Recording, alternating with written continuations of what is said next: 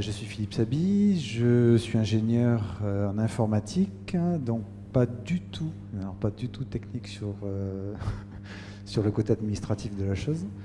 Donc je me suis fait attraper par Delphine au cours d'une discussion qui m'a dit est-ce que tu pourrais nous parler de données? J'ai dit oui, et ensuite on a eu une petite défection sur des gens qui étaient plus compétents que moi, que je citerai dans mon présentation. Donc j'ai repris un peu le diaporama, mais voilà. Je vous apporterai peut-être pas beaucoup de compléments administratifs sur la chose. Alors, ce qui va m'intéresser, si ça marche, hop, non, ça marche pas, voilà. On est un peu plus haut. Donc, je vais essayer de redéfinir ce qu'on appelle la donnée pour qu'on ait un petit peu un vocabulaire à peu près commun. Et une notion que j'aime bien qui est Databerg, donc on va voir comment je l'intègre dans ma présentation pour parler du pourquoi. Et ensuite, on parlera du comment autour de H2020 et je ferai un petit rappel administratif sur le Data Management Plan et voir comment tout ça s'intègre dans la dynamique de la recherche. Donc la première des choses, c'est qu'en général, on discute autour de la donnée. J'ai défini ça en 3 étapes. Donc, la première chose, c'est l'acquisition. L'idée, c'est qu'on a une acquisition, donc les données, je vais partir du début, c'est ce que j'appelle les données brutes, originales ou produites, alors en fonction des termes, c'est en tout cas ce qui va servir au chercheur à faire le travail. C'est-à-dire que c'est sa donnée originale qu'il va falloir préserver, et on verra que la partie Open Research Data concerne cette partie-là. Ensuite, on a une autre phase qui est une phase de traitement. Et là, en général, on a un data center, on a un acheminement des données depuis le lieu d'acquisition vers le lieu de traitement. Et cette partie-là, elle va nous donner des données... alors, je suis désolé, on va faire comme ça. Elle va nous donner des données traitées.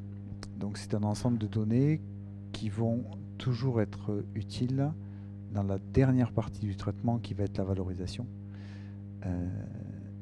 Donc cette valorisation, c'est toujours pareil, on va avoir une partie des données de traitement qui vont être valorisées et qui vont donner lieu au Graal, qui est l'article, qui va permettre aux chercheurs d'avoir ces promotions ou d'être reconnus par la communauté internationale. Donc dans le temps, dans le métier que j'ai, en tout cas, j'ai identifié ces phases-là, donc d'acquisition, de traitement et de valorisation. Et on a également deux parties qu'on arrive à clairement identifier, c'est le laboratoire et le monde extérieur. En général, les données brutes, originales, produites et les données traitées restent à l'intérieur du laboratoire. Et au monde extérieur, je montre les données valorisées, les données publiées et les articles. Donc la qualité de la recherche est faite essentiellement sur les articles et les données qui vont être publiés. L'inconvénient que l'on a, alors pas dans toutes les sciences, mais en tout cas dans une grande partie, c'est que ces données... les 2 premières phases en fait ne sont pas toujours mis à disposition. Voilà, ça c'était la première partie sur qu'on s'entende bien sur les termes.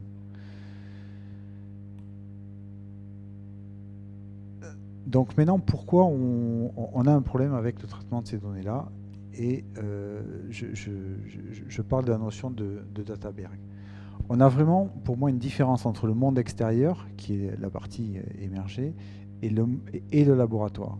Et dans cette partie, je dirais sous-marine, on va retrouver les données brutes, une partie importante des données, qui vont être traitées à l'intérieur de mon laboratoire ou sur mes centres de calcul, etc., qui vont donner des données traitées et qui, une fois que j'aurai fait mon job, vont donner ces données publiées qui vont être accessibles par le monde extérieur. Et tout en haut, une toute petite partie de ces données va donner mon article. C'est-à-dire que c'est vraiment la partie visible vont être les parties qui sont tournées vers le monde extérieur et je vais souvent avoir tendance à négliger les parties importantes qui sont les données brutes et les données traitées. Donc on a des données primaires, des données analysées,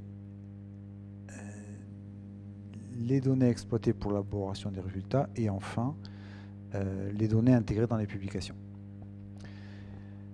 Alors, alors ça, je dirais, c'est un fonctionnement normal. Sur les nouveaux termes, aujourd'hui, on a Open Access.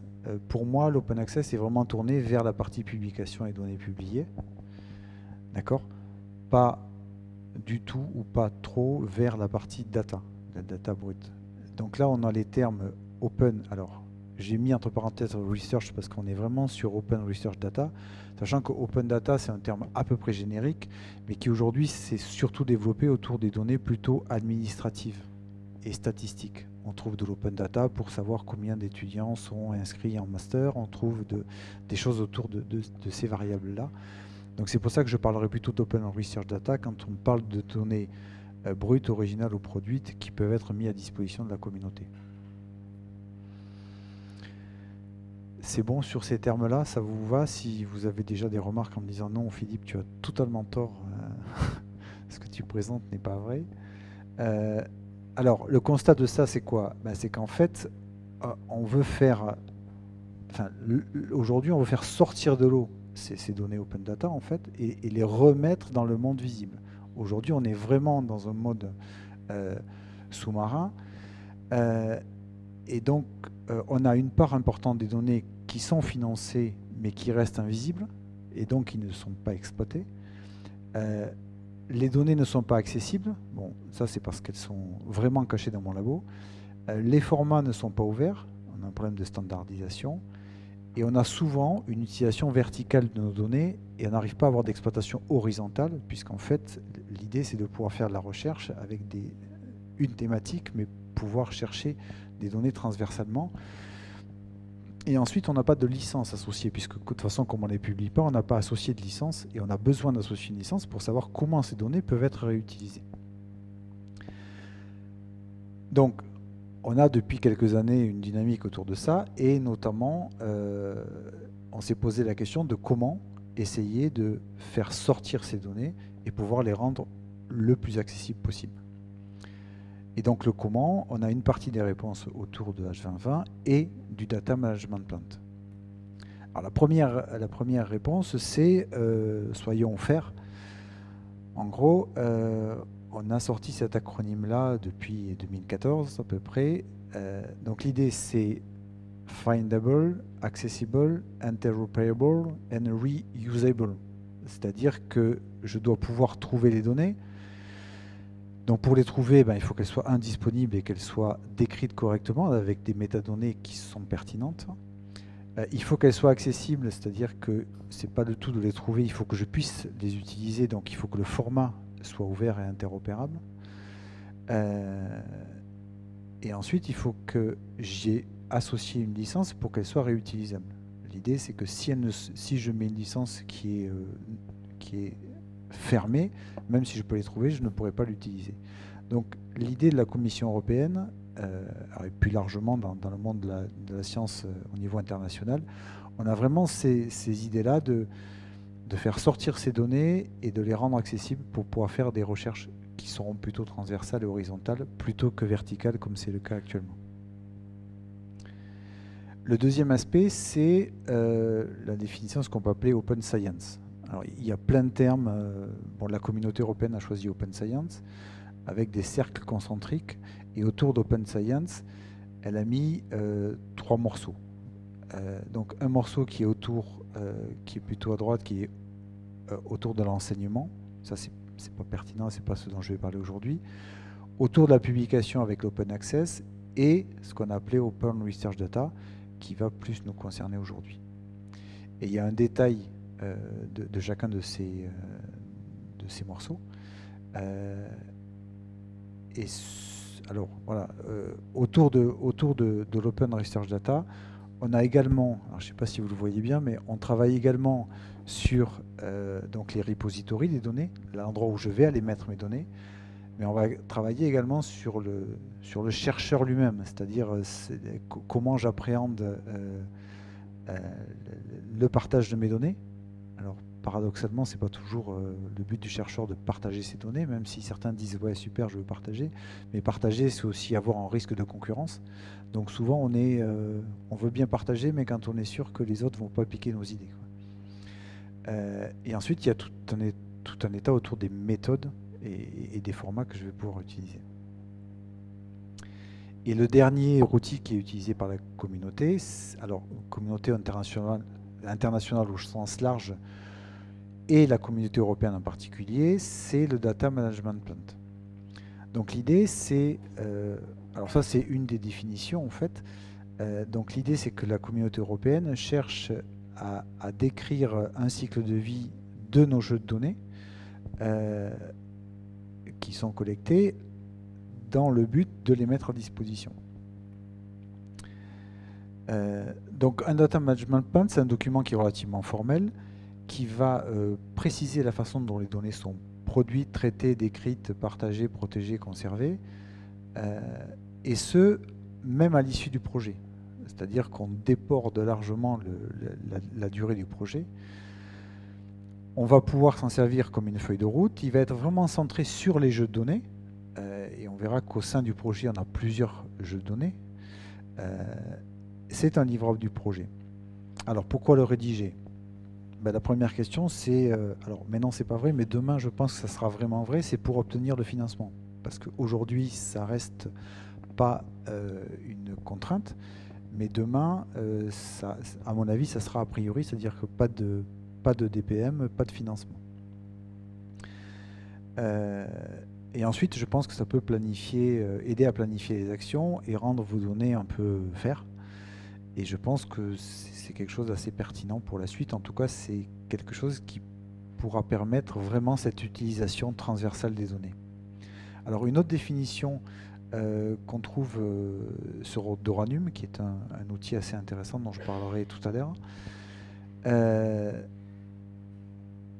Donc, ils disent que c'est un document synthétique qui aide à organiser et à anticiper les étapes du cycle de vie de la donnée. C'est de plus en plus utilisé. Oui, c'est bon, vous voyez bien.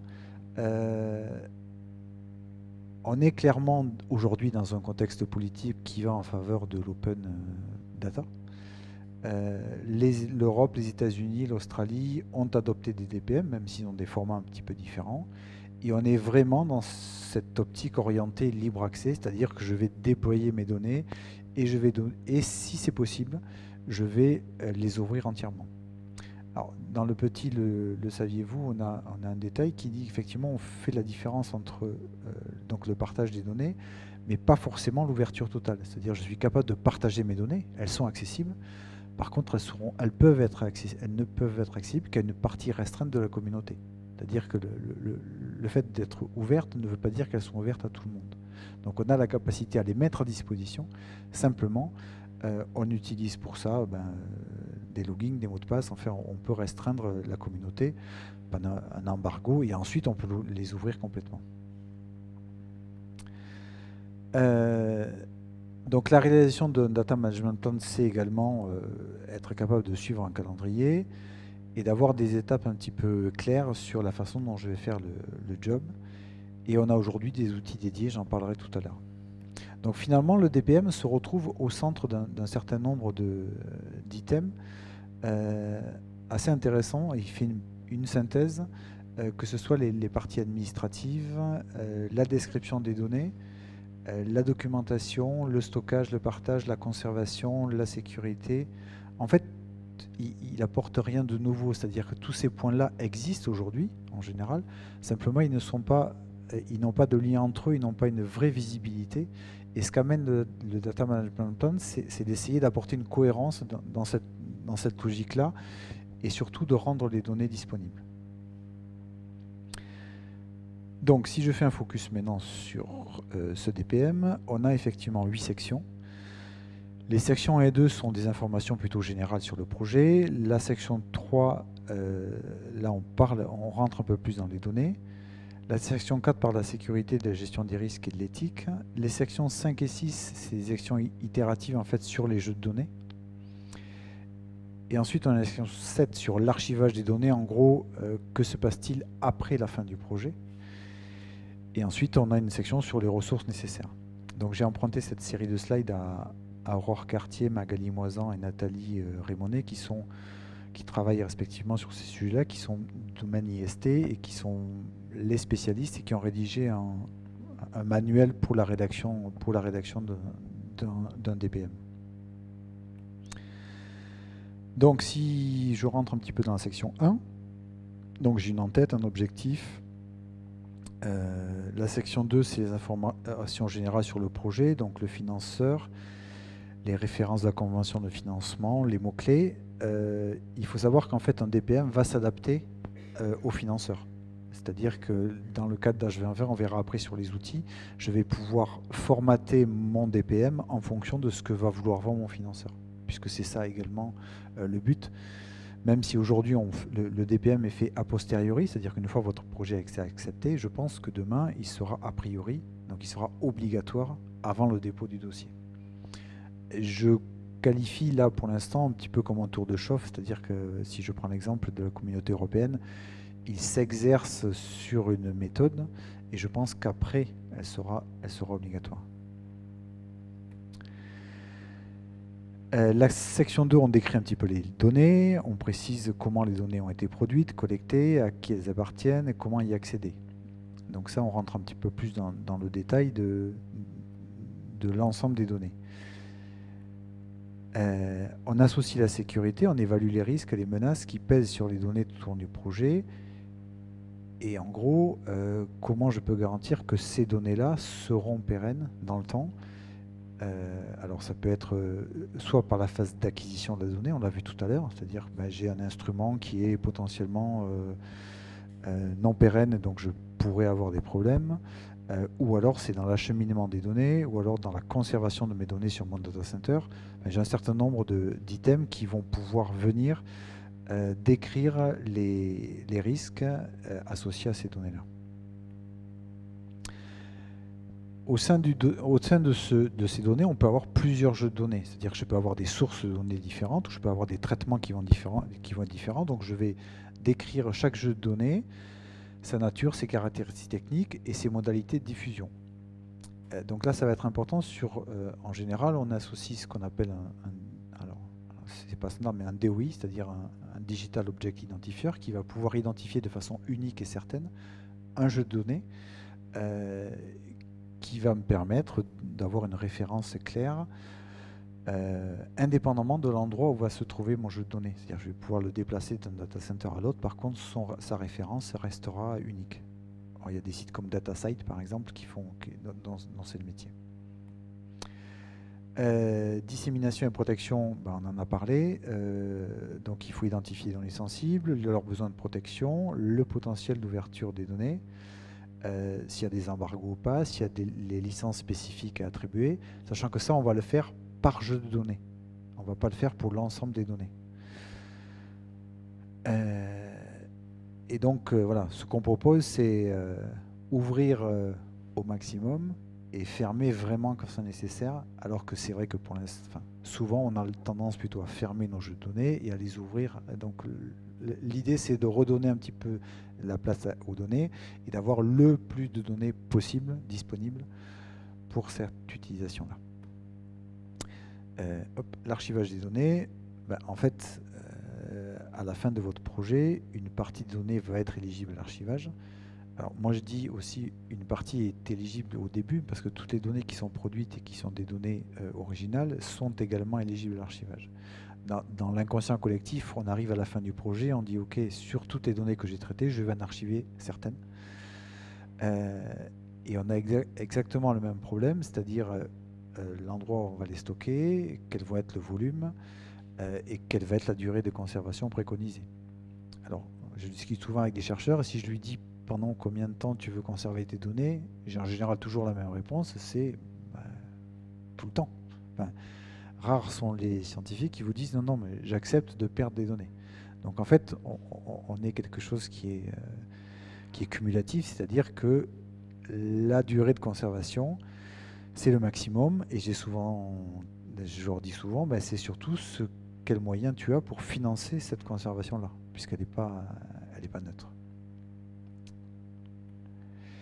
Et ensuite, c'est les ressources humaines qu'on va attribuer, alors je dis humaines, les ressources qu'on va attribuer à la gestion de ces données-là. Donc le matériel, le personnel, la formation et l'archivage. Alors c'est extrêmement difficile à quantifier et à qualifier, mais la Commission européenne commence à s'intéresser à ces problèmes-là, et on voit que ça dépasse, notamment pour l'archivage, largement la fin du projet. Et la vraie question qu'on posera, c'est comment financer cet archivage une fois que le projet lui-même n'est plus financé. Donc aujourd'hui, ça se présente comme ça, c'est-à-dire qu'on a un engagement dans H2020, on a le choix de sortir ou pas de cette gestion des données, vous voyez bien, ouais. Donc ce qu'ils appellent opt-out. Donc en gros, aujourd'hui, si vous restez, vous devez préparer le DPM, donc ça c'est dans les 6 premiers mois, et ensuite c'est un processus qui est itératif, c'est-à-dire que le DPM, c'est pas un document que vous fournissez à un moment donné, c'est finalement un document qui sera formalisé à la fin de votre projet, puisque vous allez le renseigner automatiquement, et il va se renseigner de façon mutualisée et collégiale, c'est-à-dire l'ensemble des partenaires du projet vont pouvoir participer. Donc on va avoir les outils de gestion au cours du projet, et à la fin du projet, finalement, on va dire, ben, on va déposer les données. Alors la notion de dépôt des données et d'archivage, elle est un peu subtile, mais en gros, je peux décider de ne pas archiver toutes mes données. Par contre, mes données qui sont pas archivées, il faut quand même que je les mette dans un entrepôt qui lui-même est pérenne. L'idée, c'est que si je les mets à disposition sur un serveur qui est coincé entre deux machines dans mon labo ou sous un bureau, bon, ça fait toujours rigoler quand je dis ça, mais je vois beaucoup de données primaires qui sont posées sur un PC dans un bureau parce qu'on a fait une acquisition et que c'est l'endroit où on les met. Donc pour moi, c'est toujours un peu délicat. Donc à la fin du projet, finalement, vous finalisez le DPM et on l'envoie à la commission. Alors aujourd'hui, ça se formalise sur un fichier, hein, mais c'est quelque chose qui se crée. On va voir derrière qu'il y a des outils pour vous aider à le créer, qui se crée pour finalement donner un document final. Alors, j'ai pas compris franchement l'intérêt de le faire après le dépôt de votre projet, enfin après l'acception du projet, mais c'est pour ça que je dis qu'aujourd'hui c'est un tour de chauffe pour qu'on puisse essayer de voir. D'ailleurs, dans une première version, la Commission européenne avait limité le nombre de domaines scientifiques. Aujourd'hui, c'est ouvert à tous les domaines. Et l'idée, c'est, je pense, pour 2018 ou 2020 ou après 2020, de l'imposer a priori. Alors, les outils qui peuvent nous aider, aujourd'hui, il y en a... Alors, j'en ai 3, hein. Encore une fois, je ne suis pas un spécialiste, hein. Il y en a un anglais, enfin les 2 principaux sont DPM Online et DPM Tool, qui sont respectivement anglais et américains. Le DPM Online semble être celui qui est le plus abouti aujourd'hui, avec plusieurs modèles en fonction des agences de financement, c'est-à-dire qu'en gros, vous pouvez choisir vos modèles. Et l'INIST a créé Opidor, qui est une version française de la chose. Les 3 vous permettent une rédaction collaborative et des différentes phases et de l'export dans différents formats en fonction des demandes du financeur. J'ai quelques copies d'écran notamment sur le plus intéressant, c'est le DPM Online. Et en fait, vous voyez, je ne sais pas si vous voyez bien, mais ici en haut, super. Ici en haut, on a différents onglets en fait qui sont les différentes phases du projet. Alors, on a l'initial, on a le mid-term et le final en fait. Donc l'idée, c'est qu'on a vraiment un document qui va suivre la vie de votre projet. Ce genre de site, vous allez pouvoir créer des comptes, plusieurs comptes sur le même projet, et vous allez faire du traitement collaboratif. Vous pouvez aussi rédiger un simple document Word. Enfin, il y a des fonds, des modèles pour ça. Mais l'avantage là, c'est qu'on a vraiment quelque chose qui est souple et qui est à disposition. Donc pareil pour DPM Tools. Donc ça, c'est l'unité de Californie qui a fait celui-ci. Sachant qu'on a aujourd'hui une fusion en cours entre ces 2 outils-là, parce qu'ils semblent avoir un outil international. et la version OPIDOR pour l'INIST. Donc vous pouvez ouvrir un compte avec vous en fonction de votre université, et il semble moins performant. Enfin, on a voilà. Ils sont en train de travailler dessus. Il faut savoir que c'est quand même des choses assez nouvelles, et je pense qu'il y aura dans le futur un certain nombre d'avantages. Voilà, j'arrive à la conclusion du DPM. Donc, un point important, c'est un processus. Enfin, l'avantage, c'est pour moi du DPM, c'est d'être capable de mettre autour de la table un peu ce qu'on a fait aujourd'hui, les différents corps de métier qui vont travailler dans ces nouveaux outils. Donc bien sûr, il y a le chercheur qui va être l'initiateur, le producteur, le traitement, la l'évaluation. Je veux dire, c'est la pierre angulaire. Mais on a aussi tout le personnel de l'IST qui aujourd'hui, alors encore une fois, c'est une vision peut-être que j'ai biaisée, mais qui est en train de sortir des bibliothèques, du papier, de la partie open access pour se diriger vers cette partie open data. C'est-à-dire qu'il y a vraiment une vraie nécessité d'avoir de la gestion, non seulement des publications, mais également des données. Donc par exemple, la mise en place d'un DOI, c'est-à-dire d'un identifieur digital unique, c'est quelque chose qui est très pertinent. Les informaticiens ont aussi leur rôle à jouer, puisqu'en fait on s'aperçoit qu'il faut remettre au cœur de la discussion les infrastructures, les entrepôts, l'archivage, et faire la sécurisation de ces données, et sur des durées qui sont très longues. Les juristes, on en a parlé tout à l'heure, la notion de droit est très importante, et de licence. Je ne peux pas publier si je ne sais pas comment je peux publier. La notion d'ingénieur sur des projets européens, bon, on a eu une présentation qui était de qualité là-dessus. C'est évident qu'on ne peut pas se passer de ces gens-là. Donc l'idée, c'est que si on n'est pas tous autour de la table pour avoir une vision complète de tous ces processus, on n'arrivera pas à être pertinent sur la... Aujourd'hui, tout est fait, c'est-à-dire chacun fait un petit bout dans son coin. L'idée, c'est d'arriver à créer des équipes qui font vraiment ce job-là.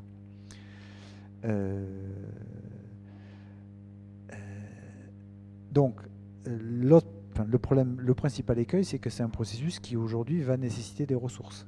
Alors humaines, bien sûr, matérielles et logicielles, et également financières. Quand on parle de... Et j'ai souvent ce problème-là, c'est-à-dire que les financements, quels qu'ils soient, sur n'importe quel projet, c'est fini. C'est-à-dire qu'on a une date de début, une date de fin. Et donc, quand je discute avec les chercheurs, ils me disent, voilà, j'ai 10, 20, 30 000 euros, pas de problème pour acheter un serveur, pour acheter des machines. Ça, au début du projet, on a toujours de l'argent. Le problème, c'est que quand le projet est fini, en général, il est moins sexy. Quand on a eu la publication, quand on a eu ce qu'on voulait autour de ce projet-là, la question, c'est comment je rends pérenne des données sur une vingtaine d'années, puisque c'est ça dont on parle, avec un financement sur 3 ans ou 4 ans ou 5 ans. Donc le problème aujourd'hui, c'est d'être capable d'avoir soit des crédits de fonctionnement, soit des crédits récurrents pour assurer cette pérennité-là. Donc aujourd'hui, comment on fait? Comment on se débrouille? C'est pas très compliqué, c'est-à-dire qu'on fait payer sur les nouveaux projets la maintenance des anciens. Parce que globalement, ça coûte moins cher. Enfin, le volume de données étant faible, on intègre toujours dans les nouveaux projets la maintenance des anciens. Mais ce n'est pas quelque chose qui est forcément pérenne sur toutes ces années-là. En conclusion, donc je pense que nous rentrons dans une période que j'appelle ouverte, autour d'Open Science, Open Access, Data, Open Research Data. Et je pense que demain, si on n'est pas ouvert, on aura, alors j'ai mis moins ou pas, je ne sais pas, de financement. C'est-à-dire que le financement sera certainement sur la qualité des projets qu'on va soumettre, mais également sur notre capacité à ouvrir cette donnée vers le monde, en gros, et à faire que cette donnée soit réutilisable par d'autres. Donc la notion de standard est très importante, et la notion de disponibilité. C'est ce que je disais tout à l'heure, aujourd'hui le DPM est facultatif, car il est réalisé a posteriori. Par contre, je pense que demain, il sera intégré à la demande initiale, en fait. Donc en conclusion, je pense que nous devons nous préparer collégialement à cette rédaction, former une ou des équipes interdisciplinaires dont j'en ai parlé, qui soient en charge de cette thématique-là. Je pense que l'accompagnement, il est vraiment global. Et il y a aussi une notion d'identifier, c'est-à-dire créer et rendre visibles des entrepôts de données et des centres d'archivage reconnus pour la conservation de nos données. Puisqu'en fait, aujourd'hui, quand vous allez chercher un financement, on va vous dire, OK, mais demain, où est-ce que tu vas faire poser tes données? Et ce que je dis, c'est que je dis pas que ces centres n'existent pas. Ce que je dis, c'est qu'aujourd'hui, ils existent. Ils sont disséminés sur des territoires nationaux ou internationaux. Par contre, régionalement, on a intérêt à prendre ça en main pour créer des choses qui soient pertinentes. L'objectif pour moi, c'est d'anticiper aujourd'hui pour avoir demain des structures visibles et pérennes au niveau régional, national, mais aussi international, pour pouvoir répondre au mieux à ces questions-là de gestion de la donnée. Quelques références, donc vous les trouverez sur le diaporama. Donc, alors Doranum, c'est un apprentissage numérique sur les données de la recherche, c'est assez intéressant. C'est une vulgarisation, mais vous pouvez regarder. Donc Aurore Cartier, Magali Moisan, Nathalie Rémonet et Michel Roland de l'Université de Nice, ce sont aussi des personnes assez pertinentes qui ont fait de toutes ces questions leur cœur de métier. Et ensuite, je vous ai mis des liens sur les différents outils d'EPM. Voilà, je vous remercie de votre attention.